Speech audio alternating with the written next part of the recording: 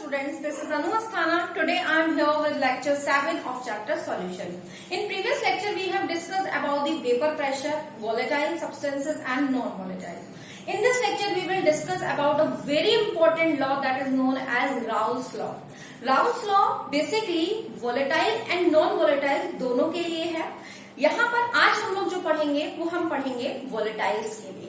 हमने आपको previous lecture में बताया था कि वोलेटाइल सॉल्वेंट्स वो होते हैं जो आसानी से वेपर्स क्रिएट कर सकते हैं. साथ ही साथ नॉन वोलेटाइल वो होते हैं जो कि क्लियरली या आप बोल सकते हैं कि वेपर्स फॉर्म नहीं करते हैं. तो आज हम लोग जो बात करेंगे वो हम लोग किसकी बात करेंगे. ऑब्वियस सी चीज है कि इस चैप्टर में सॉल्यूशन में हम लोगों को पढ़ना है बाइनरी सॉल्यूशन के बारे में. बाइनरी सॉल्यूशन का मतलब है कि इसके पास कितने कंपोनेंट्स होंगे. इसके पास होंगे 2 कंपोनेंट्स. क्लियर है. तो आज हम लोग जो पढ़ रहे हैं वो 2 कंपोनेंट्स कौन से ले रहे हैं जिसमें हमारे पास लिक्विड इन लिक्विड है. मीन्स हमारे पास एक लिक्विड सॉल्यूशन बन रहा है और उस लिक्विड सॉल्यूशन में जो सॉल्यूट और सॉल्वेंट है दोनों ही लिक्विड फॉर्म में है. क्लियर है.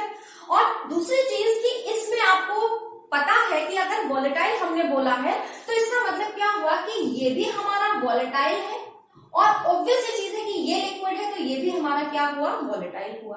तो बेसिकली जो राउल्स लॉ है वो वोलेटाइल लिक्विड्स के लिए स्टेटमेंट देता है कि जो उनका पार्शियल प्रेशर है, आपको भी पता है कि वो प्रेशर एक्सर्ट करेंगे, जो प्रेशर है पार्शियल प्रेशर है और उनके जो मोल फ्रैक्शन है उनके बीच में क्या रिलेशन है.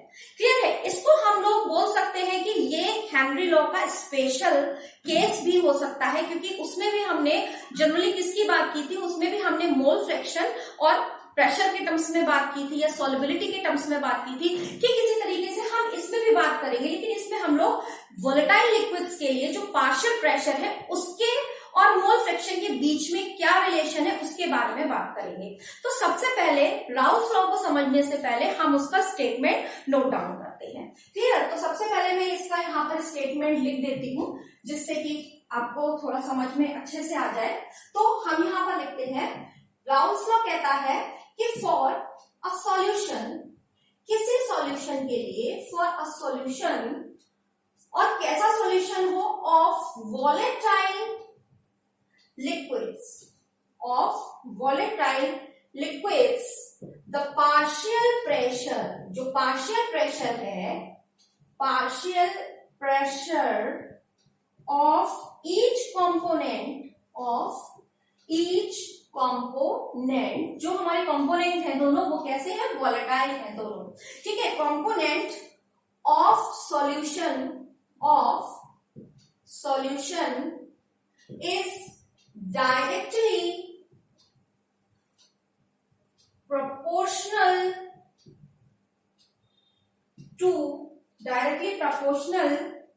to its mole fraction. Clear होता है. अब देखिए इसको आप समझते हैं. हम ये सिंपल क्या कहता है कि अगर कोई कंपोनेंट्स हमने लिए हैं वो दोनों ही कैसे हैं, वोलेटाइल लिक्विड्स हैं, उनके लिए जो पार्शियल प्रेशर होगा वो क्या होगा, मोल फ्रैक्शन के डायरेक्टली प्रोपोर्शनल होगा. क्लियर होता है. अब इसको हम थोड़ा सा मैथमेटिकली अगर एक्सप्रेशन समझना चाहें तो हम देखते हैं कि हम एक कंटेनर को कंसीडर करते हैं. इस कंटेनर में मान के चलिए कि हमने क्या भरा है, कंपोनेंट 1 भरा हुआ है या सॉल्वेंट भरा हुआ है, कुछ भी बोल सकते हैं. तो ये हमारा क्या है, ये हमारा है सॉल्वेंट. इसको आप कंपोनेंट 1 भी बोल सकते हो. ठीक है. ये फर्स्ट कंपोनेंट है. अभी क्या होगा कि इसके मोल फ्रैक्शन भी होंगे. इसका mole fraction late us suppose कि दिस इज Chi1. इसका प्रेशर भी होगा. ऑब्वियसली चीज है कि इस पे क्या लगेगा, वेपर प्रेशर क्रिएट होगा. तो मान के चलिए कि इसका जो प्रेशर है वो क्या है, वेपर प्रेशर है, दैट इज P01. ये क्या है, this is the vapour pressure of pure component 1. Clear. इसका मतलब क्या हुआ कि अभी हमने प्योर फॉर्म में लिया है. प्योर का मतलब है अभी इसके अंदर हमने कुछ मिलाया नहीं है, सॉल्यूट नहीं मिलाया, अभी हमने सिर्फ और सिर्फ सॉल्वेंट कंसीडर किया है. और जब हमने उसका वेपर प्रेशर लिया है तो दैट इज पी नॉट। इस बात को आपको ध्यान में रखना है। ये जो नॉट है ये क्या शो कर रहा है इस समय, ये इसके प्योर फॉर्म को शो कर रहा है। क्लियर होता है। दूसरी चीज क्या हुआ, अब हमने दूसरा कंटेनर लिया, इस कंटेनर में हमने क्या किया, थोड़ा सा सॉल्वेंट लिया, सॉल्यूट लिया, और ये सॉल्यूट लेट अस कंसीडर आपका क्या है, कंपोनेंट 2 है। ऑब्वियसली चीज है, कंपोनेंट 2 हो जाएगा, है ना। इसका जो मोल फ्रैक्शन होगा दैट विल बी Chi2, और इसका भी जो वेपर प्रेशर होगा वो कितना हो जाएगा, दैट विल बी P02। ये क्या है, वेपर प्रेशर ऑफ कंपोनेंट 2। यहां तक क्लियर हुआ। अभी क्या है, दोनों ही प्योर फॉर्म में है तो दोनों का हमने वेपर प्रेशर देख लिया। अब हमने क्या किया, इन दोनों को मिक्स कर दिया। जब इन दोनों को हमने ऐड किया तो हमारे पास क्या आएगा, एक सॉल्यूशन आएगा। ठीक, अभी ये जो सॉल्यूशन आया ये कैसा सॉल्यूशन है हमारे पास, इसमें दोनों लिक्विड्स कैसे हैं, वॉलेटाइल है। ये भी वॉलेटाइल है, ये भी वॉलेटाइल है, तभी तो इनका वेपर प्रेशर है। अब क्या हुआ, जब हमने इसको मिक्स किया तो अभी हमारा ये क्या बन गया, सॉल्यूशन बन गया। क्लियर है। अब देखिए सॉल्यूशन बना तो इसका जो पार्शियल प्रेशर होगा वो फर्स्ट कंपोनेंट का हो जाएगा P1 एंड सेकेंड कंपोनेंट का हो जाएगा P2। Is it clear to all of you. मैंने सिंपल ये क्या बताया कि जो P1 एंड P2 है, these are the partial pressure of component 1 and 2। Clear होता है यहां तक सबको। अब हम लोग क्या करते हैं, इसका मैथमेटिकल एक्सप्रेशन देखते हैं कि इसका मैथमेटिकली क्या एक्सप्रेशन निकल के आता है राउल्स लॉ का। तो इसको समझने के लिए अभी मैं इसको थोड़ा यहां से रख करती हूँ। ये हमको क्लियर हो चुका है कि राउल्स लॉ सिंपली ये कहता है कि जो वोलेटाइल लिक्विड्स हैं उनका जो पार्शियल प्रेशर है वो डायरेक्टली प्रोपोर्शनल है किसके, मोल फ्रैक्शन के। ये बात अभी तक हमें क्लियर है। अब हम इसी को थोड़ा सा मैथमेटिकली देखते हैं। तो इसके अकॉर्डिंग अगर हम राउल्स लॉ को फॉलो करते हैं तो इसके अकॉर्डिंग क्या हुआ कि हमारा जो पार्शियल प्रेशर है that is P1, it will be directly proportional. किसके डायरेक्टली प्रोपोर्शनल होगा, it will be mole fraction. मतलब ये हो गया आपके पास, let us suppose this is equation number 1। इसी तरीके से हम क्या बोल सकते हैं, फॉर सेकेंड कंपोनेंट क्या हो जाएगा, जो P2 है it will be directly proportional to Chi2 according to Raoult's law. यहां तक क्लियर है। यही तो बोला उसने कि जो पार्शियल प्रेशर है वो मोल फ्रैक्शन के डायरेक्टली प्रोपोर्शनल होगा। तो हमने फर्स्ट कंपोनेंट के लिए भी निकाल दिया और सेकंड कंपोनेंट के लिए भी निकाल दिया। अब ऑब्वियसली चीज है कि यहाँ पर हमें क्या करना है, इस प्रोपोर्शनलिटी के साइन को रिमूव करना पड़ेगा और एक कांस्टेंट लेना पड़ेगा। तो ये क्या हो जाएगा, that will B P0 Chi1 and this will B P2 is equal to P2 not that is Chi2। Is it clear. यहां तक सबको क्लियर हो गया।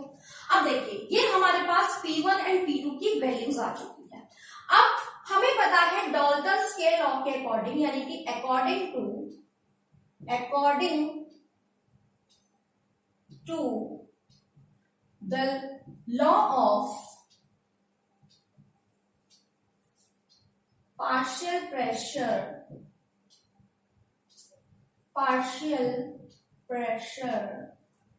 ऑफ डाल्टन के अकॉर्डिंग जो पार्शियल प्रेशर का लॉ है वो सिंपल क्या कहता है कि जो टोटल प्रेशर है, यानी कि जो हमारा, अब मैं इसको यहां पर रख कर दूं, क्लियर है, ये मैं अब इसको रख करती हूँ, है ना। तो देखिए क्या बोलता है कि जो P टोटल है हमारा that will be P total partial pressure पर सम के इक्वल होगा, means P1 plus P2 according to Dalton's law हम ये बोल सकते हैं। क्लियर है। अब देखिए यहाँ पर हमें वैल्यूज अगर हम पुट कर दें, P1 की वैल्यू हम यहाँ से पुट कर दें, क्लियर है। तो ये हमारी इक्वेशन 1 ही है और ये हमारी इक्वेशन 2 थी, है ना, ये इक्वेशन 2 है आपकी। अब देखिए यहाँ पर हमने क्या किया, वैल्यूज को पुट किया तो ये कितना हो जाएगा, P1 naught that will be Chi1 plus P2 naught Chi2। Is it clear. अब हमें ये भी पता है because Chi1 plus Chi2 is equal to 1 unity, ये हमको पता है, मोल फ्रैक्शन में हम लोगों ने देखा था। तो यहां से अगर मैं चाहूं तो मैं इसकी वैल्यू को यहां पर पुट कर सकती हूं, तो ये कितना हो जाएगा, 1 माइनस Chi2 एंड प्लस कितना हो जाएगा, this will B P2 not, इसको मैं हटा देती हूँ, इट इज x2।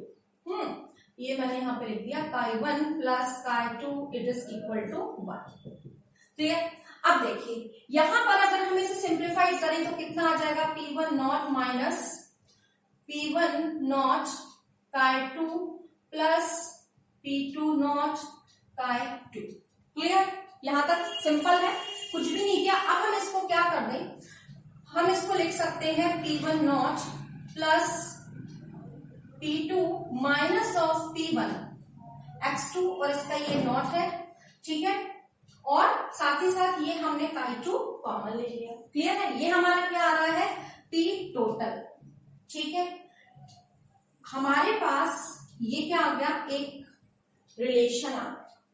क्लियर है, इस तरीके से हम क्या निकाल सकते हैं, हम अगर हमें पार्शियल प्रेशर पता है, मोल फ्रैक्शन पता है, तो हम बहुत आसानी से टोटल प्रेशर को फाइंड आउट कर सकते हैं। क्लियर, ठीक इसी तरीके से हम यहाँ पर x2 की वैल्यू को भी पुट कर सकते हैं, है ना। अगर हमारे पास क्या है, x1 हमको नोन है।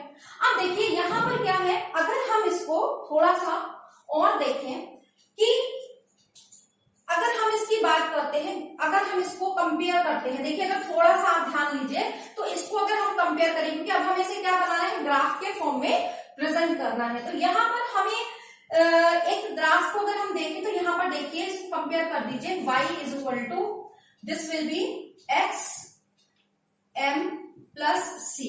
तो ये क्या है, लीनियर ग्राफ के लिए है इक्वेशन, आपको भी पता है, और ये से मैच कर रहा है। इसका मतलब क्या हुआ कि इनका जो ग्राफ बनेगा वो क्या बनेगा, वो लीनियर बनेगा। अब कैसे बनेगा ग्राफ, उसको हम थोड़ा सा देखते हैं। तो देखिए पहली दो चीज मैं इसको इक्वेशन 3 मान लेती हूँ, है ना, और एक इक्वेशन हमारे पास ये वाली आई थी, इसको मैं मानती हूँ 4, इस इक्वेशन को मान लेती हूँ 3।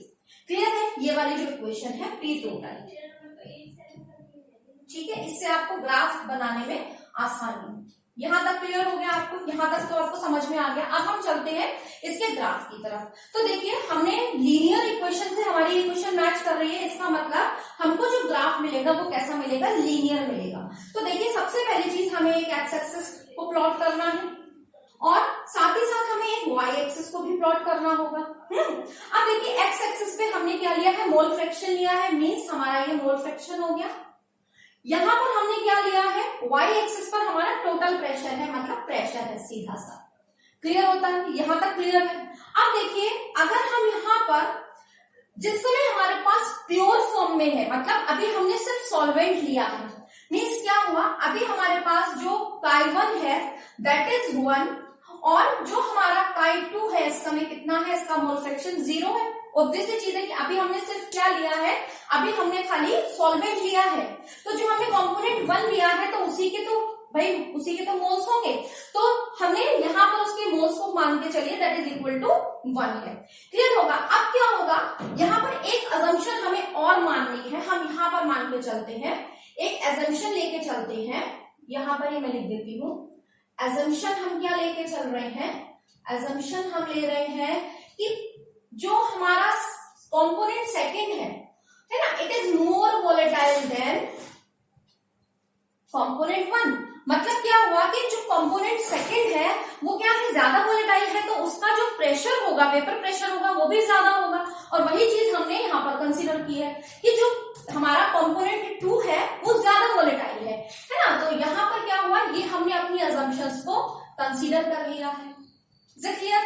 अब देखिए यहाँ पर हमारे पास ये चीज आ चुकी है, इसका मतलब क्या होगा कि ये जब जाएगा आगे की तरफ तो क्या होगा, हमारे पास ये जो फर्स्ट कंपोनेंट है ये 0 हो जाएगा और जो 2 होगा, सेकंड कंपोनेंट होगा, उसका मोल फ्रैक्शन कितना हो जाएगा, 1 हो जाएगा। क्लियर होता है, यहां तक आपको समझ में आया। अब देखिए यहाँ पर इस इक्वेशन में अगर हम क्या कर दें, chi1 की वैल्यू क्या रख दे, 1 रख दे और chi2 की वैल्यू 0 रख दे, तो क्या हो जाएगा, ये पूरा 0 हो जाएगा, ये पूरा का पूरा 0 हो जाएगा और ये 1 है, इसका मतलब क्या आ जाएगा, हमारे पास रिलेशन आ जाएगा P नॉट। मैं इसको यहीं पे लिख देती हूँ, इसको हटा देती हूँ। तो यहां से अगर हम निकालें तो क्या आ जाएगा, P टोटल हमारा आ जाएगा, P total will be equal to P1 naught, जो टोटल प्रेशर है वो किसके बराबर आ जाएगा, P1 नॉट के बराबर आ जाएगा। इसका मतलब क्या हो गया, ये हमारा क्या हो गया, P1 नॉट। क्लियर हो गया, हमने यहाँ पर इसको टिक कर दिया। ठीक इसी तरीके से हमने क्या किया, ये हमने निकाला है for chi is equal to 1 and chi is equal to chi is equal to 0 के लिए, ये इसके लिए हमने निकाला है। अब हम किसके लिए निकालेंगे, फॉर, अब हम इस सिचुएशन के लिए निकालेंगे। तो देखिए यहाँ पे क्या हो जाएगा, हमारा काई1 हमारा 0 पुट करना है और जो काई2 है दैट विल बी 1। तो क्या हो जाएगा, आपने यहाँ पर ये पूरा का पूरा 0 हो जाएगी, ये वाली पूरी टर्म 0 हो जाएगी। यहाँ पर क्या हो जाएगा, आपका जो P टोटल होगा it will be equal to P2 naught के बराबर आ जाएगा, P2 नॉट के बराबर आ जाएगा। तो अब आपको क्या करना है, इधर भी क्या करना पड़ेगा, एक P2 नॉट करना पड़ेगा। अब देखिए हमने इसका ऊपर क्यों किया है, इसको समझते हैं थोड़ा सा, कि हमने अभी अजम्पशन लिया था, ज्यूम किया था कि जो पार्शियल प्रेशर है वो, सॉरी वेपर प्रेशर है वो क्या है, वो सेकेंड कंपोनेंट का ज्यादा होगा क्योंकि वो ज्यादा वोलेटाइल है। तो ऑब्वियसली चीज है कि जब उसका पार्शियल प्रेशर ज्यादा है तो हम उसको इससे हाई पोजीशन पे क्रिएट करेंगे। तो अब देखिए लाइन हमने देखा कि लीनियर ग्राफ बन रहा है, इसका मतलब सीधा सा क्या हुआ, हमारे पास जो मोल फ्रैक्शन होगा या जो प्रेशर होगा, किसका प्रेशर, फर्स्ट कंपोनेंट का, वो कम होगा। तो देखिए डिक्रीज हो रहा है धीरे धीरे, और जबकि यहाँ पर क्या होगा, क्योंकि वो ज्यादा वोलेटाइल है तो ये क्या होगा, धीरे धीरे इंक्रीज होता जाएगा, पार्शियल प्रेशर इंक्रीज होता चला जाएगा। तो अब यहाँ पर आपके पास क्या आ गया, इस टाइप का ग्राफ आ गया। क्लियर है। अब यहाँ पर अगर आप ध्यान से देखिए, ये क्या हो जाएगा आपका, सिंपल P1 हो जाएगा, और ये क्या हो जाएगा आपका P2 के लिए पार्शियल प्रेशर भी होगा ना इसका, ये तो आपके वेपर प्रेशर हो गए।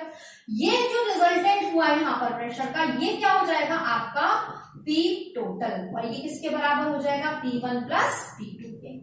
क्लियर होता है। तो इस तरीके से हम इस राउल्स लॉ को वोलेटाइल लिक्विड्स के लिए इस तरीके से ग्राफ के फॉर्म में रिप्रेजेंट कर सकते हैं, और हमको ये क्लियरली इस ग्राफ से पता चल रहा है कि यहाँ पर हमारे पास क्या है कि जो वेपर प्रेशर है वो फर्स्ट कंपोनेंट का कम है, और जैसे ही आपने क्या किया उसके अंदर मिक्स किया दूसरा कंपोनेंट, तो क्योंकि वो ज्यादा है, ज्यादा वोलेटाइल है, तो क्या हो जाएगा, उसका वेपर प्रेशर भी क्या होगा, ज्यादा होगा। तो देखिए ये भी क्या हो रहा है, धीरे धीरे बढ़ता चला जा रहा है। तो इस तरीके से हम इस ग्राफ को आसानी से समझ सकते हैं। ठीक है। अब ये तो हमने बात की मोल फ्रैक्शन थे जब लिक्विड फेज में था, ठीक है। लेकिन अब अगर हम लोग बात करते हैं कि mole fraction of vapour phase, यानी कि इसका मतलब क्या हुआ, वेपर फेज का मतलब क्या हुआ कि जैसे मान के चलिए, मैं इसको यहां से रब कर देती हूं कि अगर हमें नेक्स्ट हमें क्या पढ़ना है, हमें ये पढ़ना है कि इसको पूरे को हटा देती हूं। नेक्स्ट टॉपिक है हमारा that is mole fraction at vapour phase. क्या मतलब है इसका कि जिस समय हमने लिक्विड को लिया था इसके अंदर, तो क्या हुआ होगा कि इसके वेपर्स फ्रेम हुए होंगे। जब वेपर्स फ्रेम हुए होंगे तो इस वेपर फेज में, जिस समय ये वेपर फेज में आया उस समय भी तो इसके पास कुछ ना कुछ इसके मोल फ्रैक्शन होंगे। भाई जैसे हमने काई1 एंड काई2 क्या लिया था, हमने मान के चला कि हमारा लिक्विड फेज में जो मोल फ्रैक्शन था वो हमने लिया था। अब हम क्या ले रहे हैं कि जब वो वेपर फेज में आया, वोलेटाइल था तो वेपर्स फॉर्म करेगा, तो जब वो वेपर्स फॉर्म करेगा तो उस समय जब वो वेपर में है, वेपर फॉर्म में है या वेपर फेज में है, तो उस समय भी तो उसके पास मोल फ्रैक्शन होंगे। तो उसके मोल फ्रैक्शन को हमने मान लिया कि y1 हमारा क्या है, फर्स्ट कंपोनेंट का मोल फ्रैक्शन है, mole fraction of first component है एट वेपर फेज या इन वेपर फेज, ठीक है। इसी तरीके से हमने मान लिया y2 जो है वो मोल फ्रैक्शन है, किसका, मोल फ्रैक्शन है सेकेंड कंपोनेंट का, ठीक है। अब यहां से अगर हम देखें तो क्या होता है, डॉल्टन्स लॉ के अकॉर्डिंग हमारे पास एक रिलेशन आ सकता है that will B P1 is equal to y1 and P total एक हम इसको इस तरीके से लिख सकते हैं, साथ ही साथ फॉर सेकेंड कंपोनेंट हम लिख सकते हैं दैट विल बी Y2P2। इस तरीके से हमारे पास क्या आया, वेपर फेज में अगर हमको राउल्स लॉ को लिखना है तो हम इस तरीके से भी इसको लिख सकते हैं। क्लियर होता है? इस तरीके से ये हमारा जो टॉपिक है राउल्स लॉ, जो आज हमने देखा कि किस तरीके से वोलेटाइल लिक्विड्स के लिए राउल्स लॉ होता है और किस तरीके से ग्राफ प्लॉट होता है, किस तरीके से आप इसको समझ सकते हैं, ये हमने आज राउल्स लॉ के बारे में पढ़ा। अब अगले टॉपिक में हम लोग देखेंगे कि नॉन वोलेटाइल सॉलिड्स के लिए। तो आई होप कि आपको समझ में आया होगा। Thanks a lot.